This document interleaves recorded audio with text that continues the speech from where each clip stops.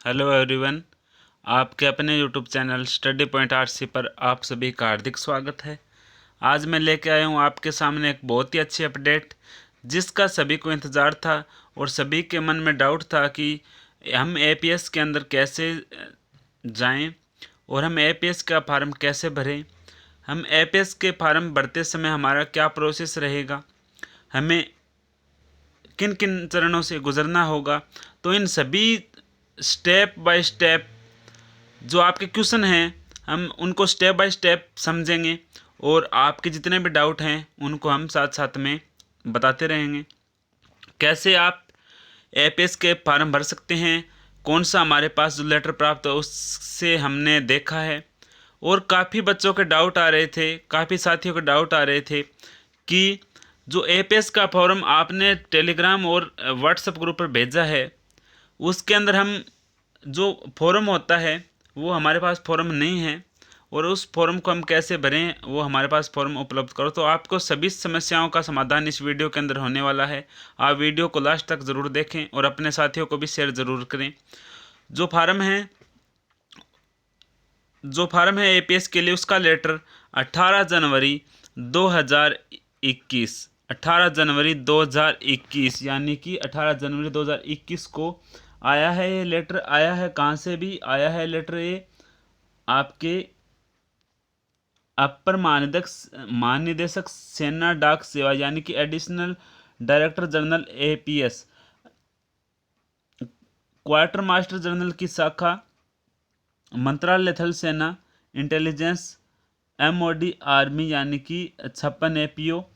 तो 18 जनवरी का ये जो लेटर है, ये काफ़ी बच्चों के डाउट में था कि हमारे सर्कल में अभी तक आया नहीं है, लेकिन ये लेटर है, ये यहाँ पे स्पष्ट लिखा हुआ है, स्पष्ट शब्दों में लिखा हुआ है कि आल सीपीएमजी आल सर्कल के लिए ये लेटर लागू है।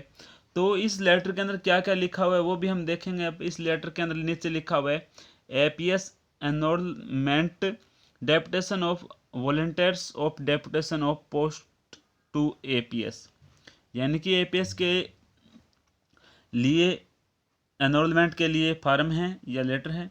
Deputation of volunteer deputation of to APS यानी कि डायरेक्ट पोस्ट ऑफिस, साधारण पोस्ट ऑफिस से आर्मी पोस्ट सर्विस के लिए जाने के लिए लेटर है। तो यहाँ पर क्या है, प्लीज़ रेफरेंस दिया गया है। यहाँ पर रेफरेंस क्या दिया गया है, जो हमारे लेटर इससे पहले आ चुके थे ABCD यानी कि एपीएस डेट लेटर नंबर ये एमटीएस जर्नल एपीएस ये 15 सितंबर 2017 को आया था और 4 अक्टूबर 2017, 9 फरवरी 2018 और दिसंबर 2020, इनके रेफरेंस को देखकर ये आगे लेटर दिया गया है। इसके अंदर क्या नई अपडेट है और कौन इस फॉर्म भर सकता है, क्या क्या इसके अंदर चेंजिंग किया गया है जो हमारे पास नया लेटर प्राप्त हो, उसके अंदर मैं आपको शॉर्टकट में बता दूं, जो लिखा हुआ है वो भी बता देंगे। इसके अंदर बोला गया है कि पहले इसके अंदर कई दौर से गुजरना पड़ता था, एपीएस के अंदर कई दौर से हमें गुजरना पड़ता था। पहले मेडिकल फॉर्म होता था, फिर दोबारा होता था, फिर फिटनेस होता था, यानी कि 3-4 चरणों से गुजरना पड़ता था। लेकिन अब की बार इस लेटर के अंदर स्पष्ट दिया गया है कि आपका मेडिकल होगा only one medical examination, only one medical examination होगा। और वो जो पहले इससे पहले होते थे वो क्यों हटा दिए गए हैं, क्योंकि वो हटा दिए गए, काफ़ी उस प्रक्रिया के दौरान काफ़ी ज़्यादा समय लग जाता था। तो ऐसे विद्यार्थियों को, साथियों को, जो अभी एम्प्लॉय हैं, जो डायरेक्ट साधारण पोस्ट ऑफिस के अंदर, उनको काफ़ी समय लग जाता था और वो अपने 2-3 साल अपने इसी प्रक्रिया के अंदर गवा देते थे। तो इसीलिए यह पैटर्न बदलकर अब की बार केवल वन मेडिकल एग्जामिनेशन रखा गया है। उसके इसके अंदर यहाँ पर स्पष्ट लिखा गया है कि in order expedite enrolment process of volunteer of deputation to army postal service को APS delay due to multiple visit of candidate, यानी कि बार बार कैंडिडेट आते थे, एक बार मेडिकल कराते थे, फिटनेस कराते, फिर दोबारा मेडिकल, फिर कुछ डॉक्यूमेंट में कमी रह गई, फिर 3 बार भी आना पड़ता था, 4 बार, ऐसे 5-6 बार उनको आना पड़ता था। फिर भी फाइनल में उनका सिलेक्शन हो या ना, उनकी प्रक्रिया भी बाकी रह जाती थी।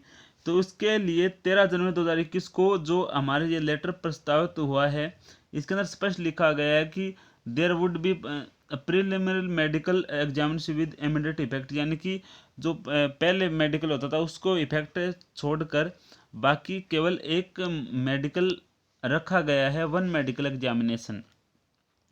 और उसके अंदर और लास्ट पॉइंट, हमारा इंपॉर्टेंट पॉइंट क्या है, इसके अंदर कौन कौन फार्म अप्लाई कर सकते हैं, इसके अंदर डेपुटेशन के लिए कौन कौन जा सकते हैं, साधारण पोस्ट ऑफिस से आर्मी पोस्टल सर्विस के अंदर कौन कौन जा सकते हैं।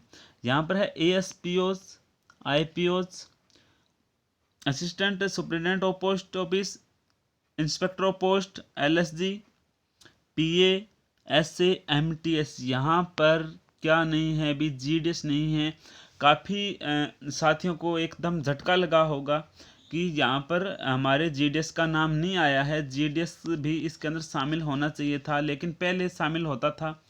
तो अब क्या है भी, अब GDS से रेगुलर भर्ती के अंदर आप ट्रांसफर प्रमोशन पाओ, उसके बाद में आप APS के अंदर जा सकते हो।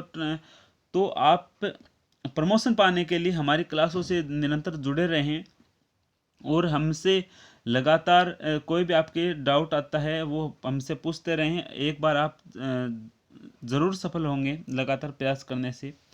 तो यहाँ पर ये लेटर आपके सामने मैंने बता दिया है। किसी भी प्रकार के इस लेटर में डाउट है तो आप हमसे पूछ सकते हैं। उसके बाद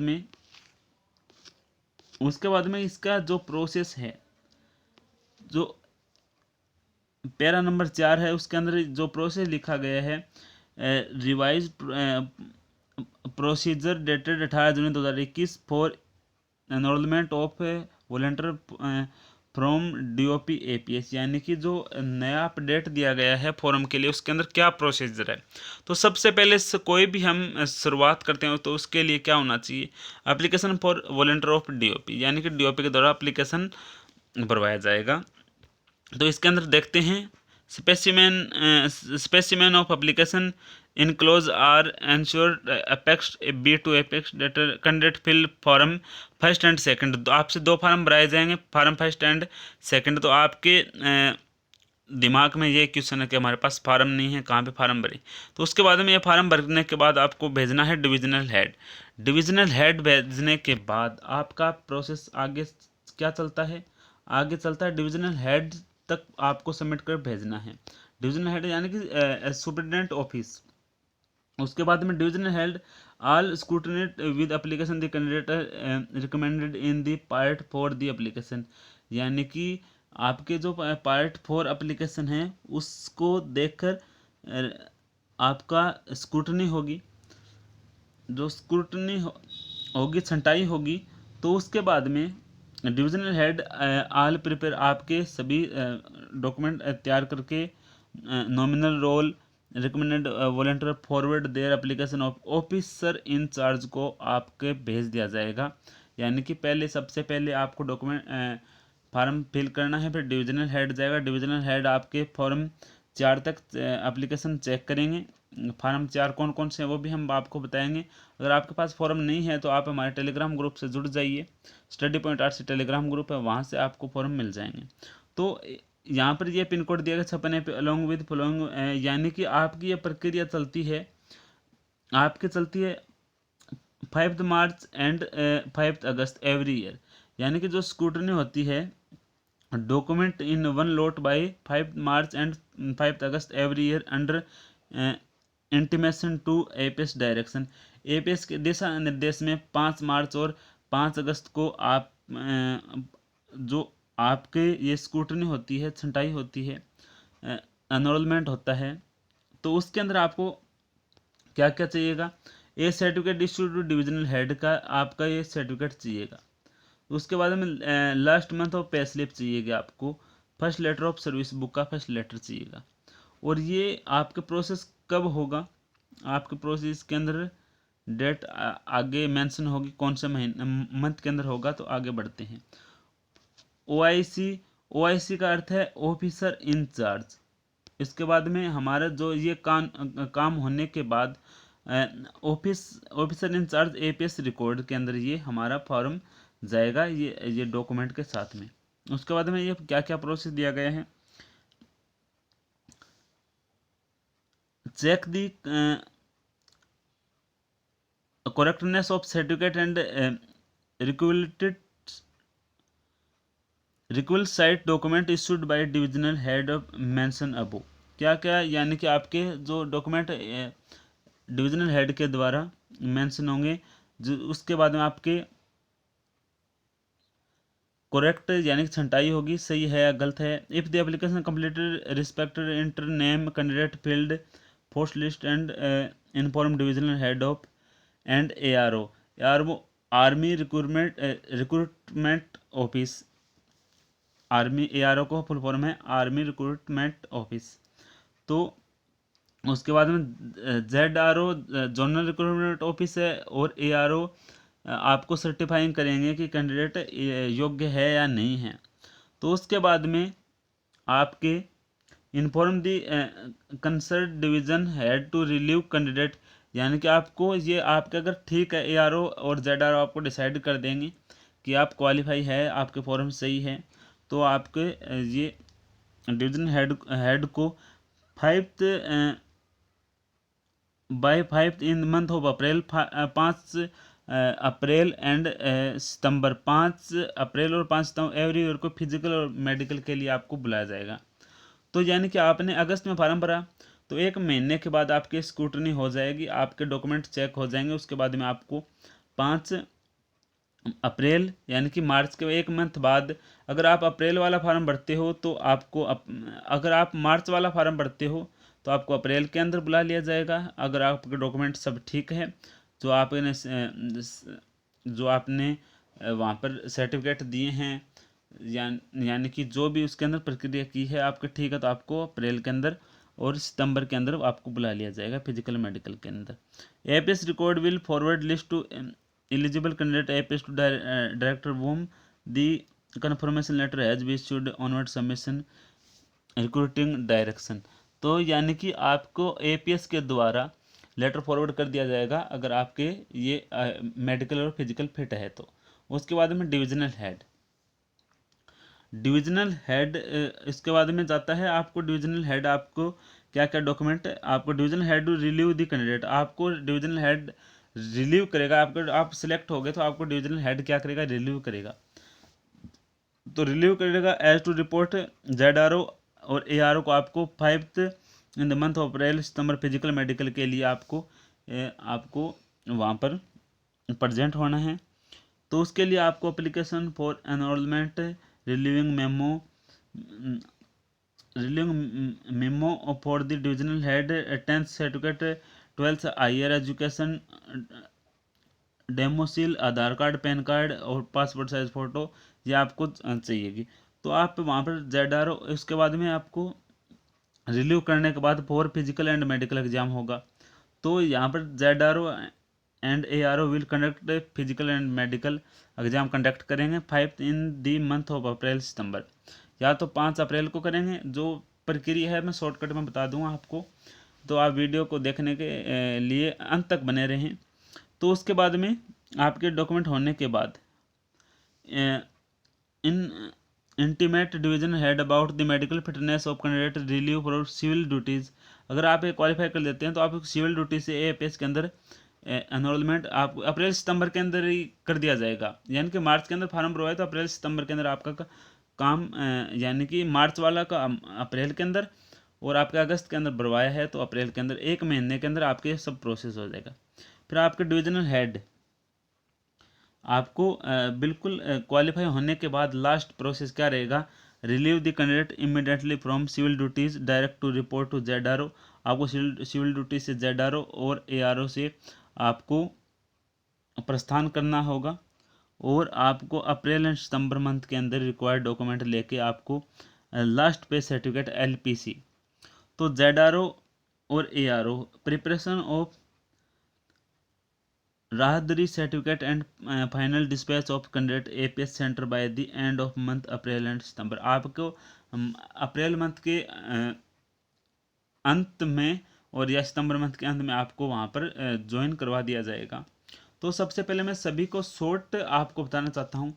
सबसे पहले आपको भरना होगा फॉर्म भरने के बाद आपका जाएगा डिविजनल हेड के अंदर आपको जो डॉक्यूमेंट चाहिएंगे उसके अंदर क्या क्या डॉक्यूमेंट चाहिएंगे, वो फार्म आप कब भर सकते हो? 5 मार्च प्रत्येक, यानी कि आज 5 मार्च है तो आज 5 मार्च से आप वहाँ पर फार्म भर सकते हो। 5 मार्च से यह प्रक्रिया शुरू हो जाएगी। तो 5 मार्च के बाद में आपको एपीएस के एआरओ और जेडआरओ के अंदर डॉक्यूमेंट जाने के बाद आपको 5 अप्रैल तक आपको डॉक्यूमेंट लेकर जब डिविजनल हेड आपका एसपी ऑफिस से आपको रिलीव कर दिया जाएगा तो आपको मेडिकल और फिजिकल एग्ज़ाम होगा। और आपको फिट होने के बाद आपको अगर मार्च में आपने किया है ये प्रोसेस तो आपको अप्रैल एंड तक आपको ज्वाइन करवा दिया जाएगा, यानी कि 2 महीने की प्रोसेस है, मार्च और अप्रैल, तो आपको ज्वाइन करवा दिया जाएगा। तो ये इसकी प्रोसेस है। अगर आपको इसी में किसी भी प्रकार की कोई भी डाउट आ रहा है तो आप हमसे पूछ सकते हैं। और कौन से फार्म है वो फार्म 1 to 4 है, कौन कौन से फार्म हैं वो मैं आपको ज़रूरत पड़ने पर, या आपको अभी ज़रूरत है तो आपको टेलीग्राम ग्रुप पे मिल जाएंगे। आप हमें कमेंट बॉक्स में लिख कर ज़रूर बता देना। तो उसके बाद में जो हमारे सेकंड जो फार्म हैं वो देखते हैं कौन कौन से हमारे फार्म हैं।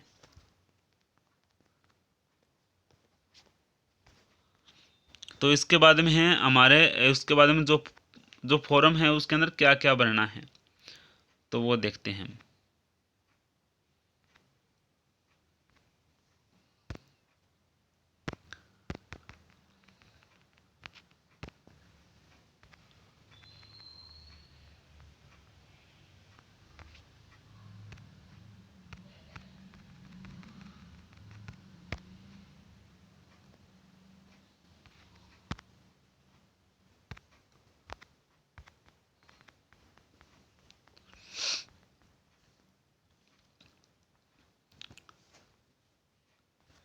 जो हमें फार्म भरना है उसका जो फॉर्मेट है मैं आपको अभी दिखा रहा हूँ यहाँ पर। जिसके पास फॉर्म नहीं है कमेंट बॉक्स में लिखें या हमें टेलीग्राम ग्रुप पर मैसेज करें या पर्सनली मैसेज करें, हम उनको भेज देंगे।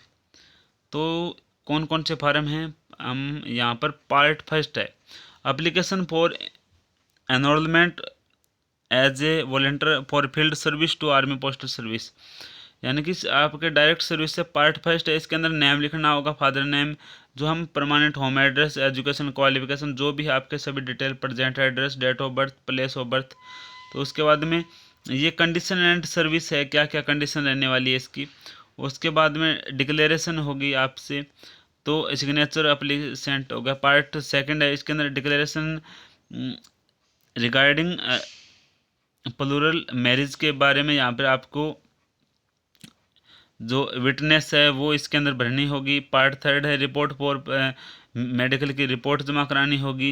Recommendation of the divisional officer immediate super gazetted, यानी कि आपके डिविजनल ऑफिसर के द्वारा जो आपको रिलीव किया जाएगा। ये आपको 4 फॉर्म आपको साथ में ले जाने होंगे। तो ये आपको चारों फॉर्म चाहिए तो आप हमसे संपर्क कर सकते हैं। ज़्यादा से ज़्यादा वीडियो को शेयर करें, टेलीग्राम और व्हाट्सएप ग्रुप से आप ज़्यादा से ज़्यादा जुड़ें, चैनल को सब्सक्राइब ज़रूर करें। आज की वीडियो आपको कैसी लगी? ऐसी ऐसी नई अपडेट के लिए बेल आइकन का बटन ज़रूर दबाएं। धन्यवाद। आज के लिए बस इतना ही।